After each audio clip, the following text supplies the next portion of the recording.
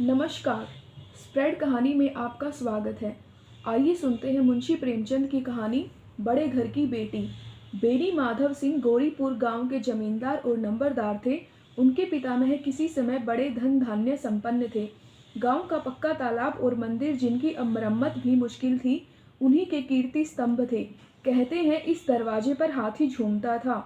अब उसकी जगह एक बूढ़ी भैंस थी, जिसके शरीर में अस्थि पिंजर के सिवा और कुछ शेष न रहा था, पर दूध शायद बहुत देती थी, क्योंकि एक न एक आदमी हांडी लिए उसके सिर पर सवार ही रहता था। बेनी माधव सिंह अपनी आधी से अधिक संपत्ति वकीलों को भेंट कर चुके थे। उनकी वर्तमान आय 1,000 रुपये वार्षिक से अधिक न थी। ठाकुर साहब के दो बेटे थे। बड़े का नाम श्रीकंठ सिंह था। उसने बहुत दिनों के परिश्रम और उद्योग के बाद बीए की डिग्री प्राप्त की थी। अब एक दफ्तर में नौकर था। छोटा लड़का लाल बिहारी सिंह दोहरे बदन का सजीला जवान था। भरा हुआ मुखड़ा, चौड़ी छाती। भैंस का 2 सेर ताजा दूध वह उठ के सवेरे पी जाता था। श्रीकंठ सिंह की दशा बिल्कुल विपरीत थी। इन नेत्रीय प्रिय गुणों को उन्होंने बीए इन्हीं 2 अक्षरों पर न्योछावर कर दिया था। इन 2 अक्षरों ने उनके शरीर को निर्बल और चेहरे को कांतिहीन बना दिया था। इसी से वैदिक ग्रंथों पर उनका विशेष प्रेम था। आयुर्वेदिक औषधियों पर उनका अधिक विश्वास था। शाम सवेरे उनके कमरे से प्राय खरल की सुरीली कर्ण मधुर ध्वनि सुनाई दिया करती थी। लाहौर के, कलकत्ते के वैद्यों से बड़ी लिखा पढ़ी रहती थी। श्रीकंठ इस अंग्रेजी डिग्री के अधिपति होने पर भी अंग्रेजी सामाजिक प्रथाओं के विशेष प्रेमी न थे, बल्कि वह बहुधा बड़े जोर से उसकी निंदा और तिरस्कार किया करते थे। इसी से गांव में उनका बड़ा सम्मान था। दशहरे के दिनों में वह बड़े उत्साह से रामलीला होते और स्वयं किसी न किसी पात्र का पार्ट लेते थे। गौरीपुर में रामलीला के वही जन्मदाता थे। प्राचीन हिंदू सभ्यता का गुणगान उनकी धार्मिकता का प्रधान था। सम्मिलित कुटुंब के तो वह एकमात्र उपासक थे। आजकल स्त्रियों को कुटुंब में मिलजुल कर रहने की जो अरुचि होती है, उसे वह जाति और देश दोनों के लिए हानिकारक समझते थे। यही कारण था कि गांव की ललनाएं उनकी निंदक थी। कोई कोई तो उन्हें अपना शत्रु समझने में भी संकोच न करती थी। स्वयं उनकी पत्नी को ही इस विषय में उनसे विरोध था। यह इसलिए नहीं कि उनसे अपने सास ससुर देवर या जेठ आदि घृणा थी, बल्कि उसका विचार था कि यदि बहुत कुछ सहने और तरह देने पर भी परिवार के साथ निर्वाह न हो सके, तो आए दिन की कलह से जीवन को नष्ट करने की अपेक्षा यही उत्तम है कि अपनी खिचड़ी अलग पकाई जाए। आनंदी एक बड़े उच्च कुल की लड़की थी। उसके बाप एक छोटी सी रियासत के ताल्लुकदार थे। विशाल भवन, एक हाथी, 3 कुत्ते, बाज, बहरी शिकरे, झाड़, फानूस, ऑनरेरी मजिस्ट्रेट और ऋण, जो एक प्रतिष्ठित तालुकेदार के भोग्य पदार्थ हैं, सभी यहाँ विद्यमान थे। नाम था भूप सिंह। बड़े उदार चित्त और प्रतिभाशाली पुरुष थे, पर दुर्भाग्य से लड़का एक भी न था। 7 लड़कियां हुई और देव योग से सब की सब जीवित रहीं। पहली उमंग में तो उन्होंने 3 ब्याह दिल खोल कर किए, पर 15-20 हजार रुपयों का कर्ज सिर पर हो गया तो आंखें खुली, हाथ समेट लिया। आनंदी चौथी लड़की थी। वह अपनी सब बहनों से अधिक रूपवती और गुणवती थी। इससे ठाकुर भूप सिंह उसे बहुत प्यार करते थे। सुंदर संतान को कदाचित उसके माता पिता भी अधिक चाहते हैं। ठाकुर साहब बड़े धर्म संकट में थे कि इसका विवाह कहाँ करूं। न तो यही चाहते थे कि ऋण का बोझ बढ़े, और न यह स्वीकार था कि उसे अपने को भाग्यहीन समझना पड़े।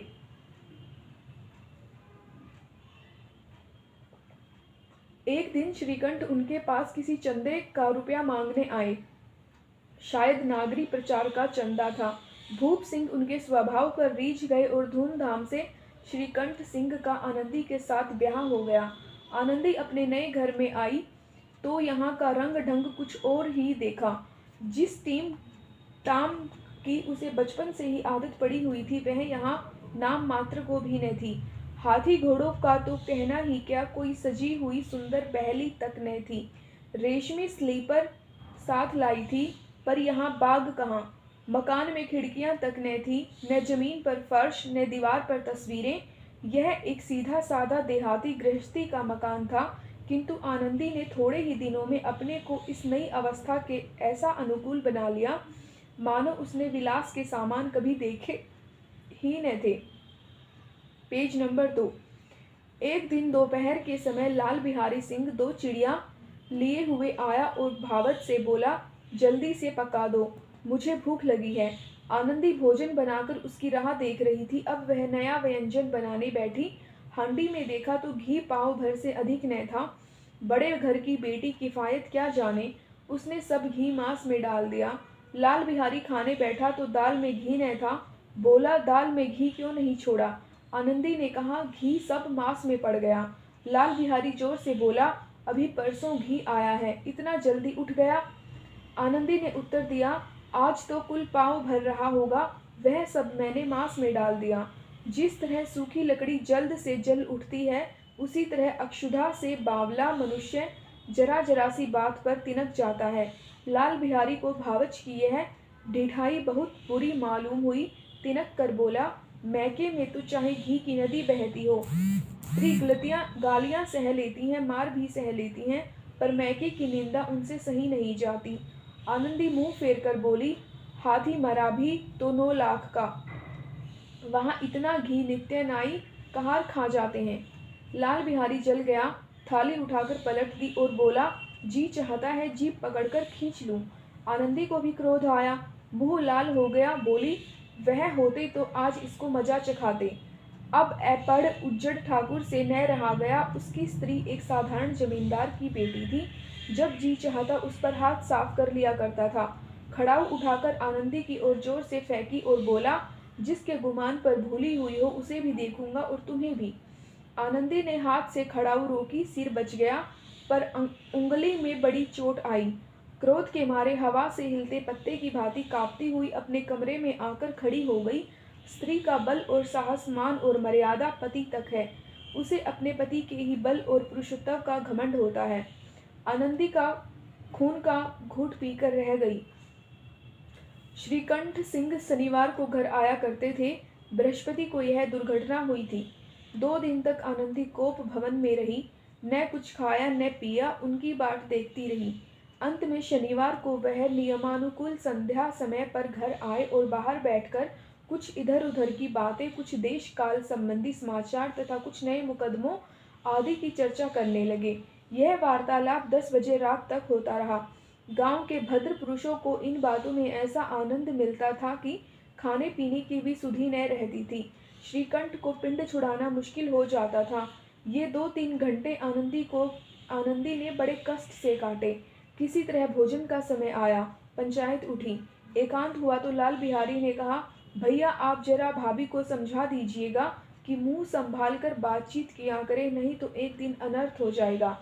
बेनी माधव सिंह ने बेटे की ओर साक्षी दी, हाँ बहू बेटियों का यह स्वभाव अच्छा नहीं कि मर्दों के मुंह लगे। लाल बिहारी, वह बड़े घर की बेटी है तो हम भी कोई कुर्मी कुहार नहीं है। श्रीकंठ ने चिंतित स्वर से पूछा, आखिर बात क्या हुई? लाल बिहारी ने कहा, कुछ भी नहीं, यूं ही आप उलझ पड़ी। मैके के सामने हम लोगों को कुछ समझती ही नहीं। श्रीकंठ खा पीकर आनंदी के पास गए। वह भरी बैठी थी। यह हजरत भी कुछ तीखे थे। आनंदी ने पूछा, चित्त तो प्रसन्न है? श्रीकंठ बोले, बहुत प्रसन्न है, पर तुमने आजकल घर में यह क्या उपद्रव मचा रखा है? आनंदी की त्योरियों पर बल पड़ गए। झुंझलाहट के मारे बदन में ज्वाला सी दहक उठी। बोली, जिसने तुम्हें यह आग लगाई है उसे पाऊं मुंह झुलस दूं। श्रीकंठ, इतनी गर्म क्यों होती हो? बात तो कहो। आनंदी, क्या कहूँ, यह मेरे भाग्य का फेर है, नहीं तो गवार छोकरा जिसको चपरासीगिरी करने का भी शऊर नहीं, मुझे खड़ाऊ से मार कर यूं न अकड़ता। श्रीकंठ, सब हाल साफ साफ कहा तो मालूम हो, मुझे तो कुछ पता नहीं। आनंदी, परसों तुम्हारे लाडले भाई ने मुझे मांस पकाने को कहा। घी हांडी में पाव भर से अधिक न था, वह सब मैंने मांस में डाल दिया। जब खाने बैठा तो कहने लगा, दाल में घी क्यों नहीं है? बस इसी पर मेरे मैके को बुरा भला कहने लगा। मुझसे न रहा गया। मैंने कहा कि वहाँ इतना घी तो नाई कहार खा जाते हैं और किसी को जान भी नहीं पड़ता। बस इतनी सी बात पर इस अन्यायी ने मुझ पर खड़ाऊ फेंक मारी। यदि हाथ से न रोक लूँ तो सिर फट जाए। उसी से पूछो मैंने जो कहा है वह सच है या झूठ। श्रीकंठ की आंखें लाल हो गई। बोले, यहाँ तक हो गया। इस छोकरे का यह साहस। आनंदी स्त्रियों के स्वभावानुसार रोने लगी, क्योंकि आंसू उनकी पलकों पर रहते हैं। श्रीकंठ बड़े धैर्यवान और शांति पुरुष थे। उन्हें कदाचित ही कभी क्रोध आता था। स्त्रियों के आंसू पुरुष की क्रोधगिरी भड़काने में तेल का काम करते हैं। रात भर करवटें बदलते रहे। उद्विग्नता के कारण पलक तक नहीं झपकी। प्रातःकाल अपने बाप के पास जाकर बोले, दादा, अब इस घर में मेरा निबाह न होगा। इस तरह की विद्रोहपूर्ण बातें कहने पर श्रीकंठ ने कितनी ही बार अपने कई मित्रों को आड़े हाथों लिया था, परंतु दुर्भाग्य आज उन्हें स्वयं वे ही बातें अपने मुंह से कहनी पड़ी। दूसरों को उपदेश देना भी कितना सहज है। बेनी माधव सिंह घबरा उठे और बोले, क्यों? श्रीकंठ, इसलिए कि मुझे भी अपनी मान प्रतिष्ठा का कुछ विचार है। आपके घर में अब अन्याय और हठ का प्रकोप हो रहा है। जिनको बड़ों का आदर सम्मान करना चाहिए वे उनके सिर चढ़ते हैं। मैं दूसरों का नौकर ठहरा घर का रहता नहीं। यहाँ मेरे पीछे स्त्रियों पर खड़ाऊ और जूतों की बौछार होती है। कड़ी बात तक चिंता नहीं। कोई एक की दो कह ले, वहाँ मैं सह सकता हूँ, किंतु यह कदापि नहीं हो सकता कि मेरे ऊपर लात घुसे पड़े और मैं दम न मारूं। बेनी माधव सिंह कुछ जवाब न दे सके। श्रीकंठ सदैव उनका आदर करते थे। उनके ऐसे तेवर देखकर बूढ़ा ठाकुर अवाक रह गया। केवल इतना ही बोला, बेटा, तुम बुद्धिमान होकर ऐसी बातें करते हो। स्त्रियां इस तरह घर का नाश कर देती हैं। उनका बहुत ही सिर चढ़ाना अच्छा नहीं। श्रीकंठ, इतना मैं जानता हूँ, आपके आशीर्वाद से मैं ऐसा मूर्ख नहीं हूँ। आप स्वयं जानते हैं कि मेरे ही समझाने बुझाने से इसी गांव में कई घर संभल गए, पर जिस स्त्री की मान प्रतिष्ठा का ईश्वर के दरबार में उतार जाता हूँ, उसके प्रति ऐसा घोर अन्याय और पशुवत व्यवहार मुझे असहनीय है। आप सच मानिए, मेरे लिए यह कुछ कम नहीं है कि लाल बिहारी को कुछ दंड नहीं होता। अब बेनी माधव सिंह भी गरमाए। ऐसी बातें और न सुन सके, बोले, लाल बिहारी तुम्हारा भाई है। उससे जब कभी भूल चूक हो उसके कान पकड़ो। लेकिन श्रीकंठ, लाल बिहारी को मैं अब अपना भाई नहीं समझता। बेनी माधव सिंह, स्त्री के पीछे? श्रीकंठ, जी नहीं, उसकी क्रूरता और अविवेक के कारण। दोनों कुछ देर चुप रहे। ठाकुर साहब लड़के का क्रोध शांत करना चाहते थे, लेकिन यह नहीं स्वीकार करना चाहते थे कि लाल बिहारी ने कोई अनुचित काम किया है। इसी बीच गांव के और कई सज्जन हुक्के चिलम के बहाने वहां आ बैठे। कई स्त्रियों ने जब यह सुना कि श्रीकंठ अपनी पत्नी के पीछे पिता से लड़ने को तैयार है, तो उन्हें बड़ा हर्ष हुआ। दोनों पक्षों की मधुर वाणियां सुनने के लिए उनकी आत्माएं तिलमिलाने लगी।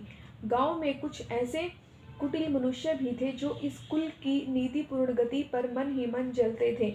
वे कहा करते थे, श्रीकंठ अपने बाप से दबता है, इसलिए वह दब्बू है। उसने विद्या पढ़ी, इसलिए वह किताबों का कीड़ा है। बेनी माधव सिंह उसकी सलाह के बिना कोई काम नहीं करते, यह उनकी मूर्खता है। इन महानुभावों की शुभकामनाएं आज पूरी होती दिखाई दी। कोई हुक्का पीने के बहाने और कोई लगान की रसीद दिखाने आकर बैठ गया। बेनी माधव सिंह पुराने आदमी थे, इन भावों को ताड़ गए। उन्होंने निश्चय किया, चाहे कुछ क्यों न हो, इन द्रोहियों को ताली बजाने का अवसर न दूंगा। तुरंत कोमल शब्दों में बोले, बेटा, मैं तुमसे बाहर नहीं हूँ, तुम्हारा जो जी चाहे करो। अब तो लड़के से अपराध हो गया। इलाहाबाद का अनुभव रहित झुल्लाया हुआ ग्रेजुएट इस बात को समझ न सका। उसे डिबेटिंग क्लब में अपनी बात पर अड़ने की आदत थी। इन हथकंडों की उसे क्या खबर। बाप ने जिस मतलब से बात पलटी थी वह उसकी समझ में न आया। बोला, लाल बिहारी के साथ अब इस घर में नहीं रह सकता। बेनी माधव बेटा, बुद्धिमान लोग मूर्खों की बात पर ध्यान नहीं देते। वह बेसमझ लड़का है। उससे जो कुछ भूल हुई उसे तुम बड़े होकर क्षमा करो। श्रीकंठ, उसकी इस दुष्टता को मैं कदापि नहीं सह सकता। या तो वही घर में रहेगा या मैं ही। आपको यदि वह बहुत अधिक प्यारा है तो मुझे विदा कीजिए, मैं अपना भार आप संभाल लूँगा। यदि मुझे रखना चाहते हैं तो उससे कहिए जहाँ चाहे चला जाए। बस यह मेरा अंतिम निश्चय है। लाल बिहारी सिंह दरवाजे की चौखट पर चुपचाप खड़ा बड़े भाई की बातें सुन रहा था। वह उनका आदर बहुत करता था। उसे कभी इतना साहस न हुआ था कि श्रीकंठ के सामने चारपाई पर बैठ जाए हुक्का पी ले या पान खा ले, बाप का भी वह इतना मान न करता था। श्रीकंठ का भी उस पर हार्दिक स्नेह था। उस अपने होश में उन्होंने कभी उसे उसे घुड़का तक न था। जब वह इलाहाबाद से आते तो उसके लिए कोई न कोई वस्तु अवश्य लाते। मुगदर की जोड़ी उन्होंने ही बनवा दी थी। पिछले साल जब उसने अपने से ड्योढ़े जवान को नाग पंचमी के दिन दंगल में पछाड़ दिया तो उन्होंने पुलकित होकर अखाड़े में ही जाकर उसे गले लगा लिया था। 5 रुपए के पैसे लुटाए थे। ऐसे भाई के मुंह से आज ऐसी हृदय विदारक बात सुनकर लाल बिहारी को बड़ी ग्लानि हुई। वह फूट फूट कर रोने लगा। इसमें संदेह नहीं कि वह अपने किए पर पछता रहा था। भाई के आने से एक दिन पहले से उसकी छाती धड़कती थी कि देखो भैया क्या कहते हैं, मैं उनके सम्मुख कैसे जाऊंगा, उनसे कैसे बोलूंगा, मेरी आंखें उनके सामने कैसे उठेंगी। उसने समझा था कि भैया मुझे बुलाकर समझा देंगे। इस आशा के विपरीत आज उसने उन्हें निर्दयता की मूर्ति बने हुए पाया। वह मूर्ख था, परंतु उसका मन कहता था कि भैया मेरे साथ अन्याय कर रहे हैं। यदि श्रीकंठ उसे अकेले में बुलाकर 2-4 बातें कह देते, इतना ही नहीं 2-4 तमाचे भी लगा देते, तो कदाचित उसे इतना दुख न होता। पर भाई का यह कहना कि अब मैं इसकी सूरत नहीं देखना चाहता, लाल बिहारी से सहा न गया। वह रोता हुआ घर आया। कोठारी में जाकर कपड़े पहने, आंखें पोंछी, जिसमें कोई यह न समझे कि रोता था। तब आनंदी के द्वार पर आकर बोला, भाभी, भैया ने निश्चय किया है कि वह मेरे साथ इस घर में न रहेंगे। अब वह मेरा मुंह नहीं देखना चाहते, इसलिए अब मैं जाता हूँ। उन्हें फिर मुंह नहीं दिखाऊंगा। मुझसे जो अपराध हुआ उसे क्षमा करना। यह कहते कहते लाल बिहारी का गला भर आया। जिस समय लाल बिहारी सिंह सिर झुकाए आनंदी के द्वार पर खड़ा था, उसी समय श्रीकंठ सिंह भी आंखें लाल किए बाहर से आए। भाई को खड़ा देखा तो घृणा से आंखें फेर ली और कतरा कर निकल गई, मानो उसकी परछाई से दूर भागते हों। आनंदी ने लाल बिहारी की शिकायत तो की थी, लेकिन अब मन में पछता रही थी। वह स्वभाव से ही दयावती थी। उसे इसका तनिक भी ध्यान न था कि बात इतनी बढ़ जाएगी। वह मन में अपने पति पर झुंझला रही थी कि यह इतने गर्म क्यों होते हैं।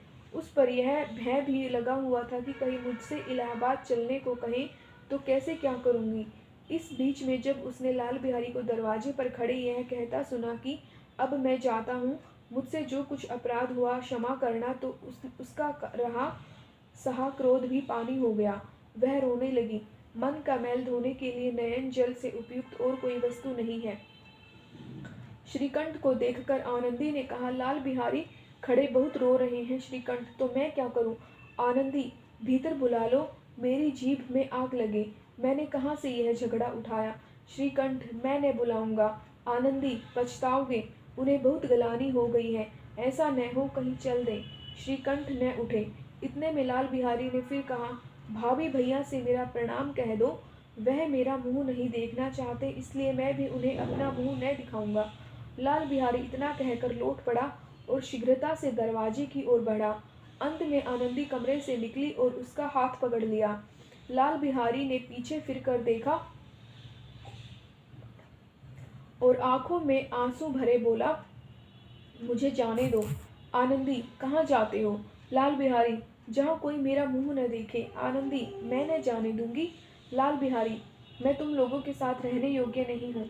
आनंदी, तुम्हें मेरी सौगंध, अब एक पग भी आगे न बढ़ाना। लाल बिहारी, जब तक मुझे यह मालूम न हो जाए कि भैया का मन मेरी तरफ साफ हो गया है, तब तक मैं इस घर में कदापि न रहूंगा। आनंदी, मैं ईश्वर को साक्षी देकर कहती हूँ कि तुम्हारी ओर से मेरे मन में तनिक भी मैल नहीं है। अब श्रीकंठ का हृदय भी पिघला। उसने बाहर आकर लाल बिहारी को गले लगा लिया। दोनों भाई खूब फूट फूट कर रोए। लाल बिहारी ने सिसकते हुए कहा, भैया, अब कभी मत कहना कि तुम्हारा मुंह न देखूंगा। इसके सिवा आप जो दंड देंगे मैं सहर्ष स्वीकार करूंगा। श्रीकंठ ने कांपते हुए स्वर में कहा, लल्लू, इन बातों को बिल्कुल भूल जाओ। ईश्वर चाहेगा तो फिर ऐसा अवसर न आएगा। बेनी माधव सिंह बाहर से आ रहे थे। दोनों भाइयों को गले मिलते देखा आनंद से पुलकित हो गए। बोले, उठे, बड़े घर की बेटियां ऐसी ही होती हैं, बिगड़ता हुआ काम बना लेती हैं। गांव में जिसने यह वृतांत सुना, उसी ने इन शब्दों में आनंदी की उदारता को सराहा। बड़े घर की बेटियां ऐसी ही होती हैं। शुक्रिया।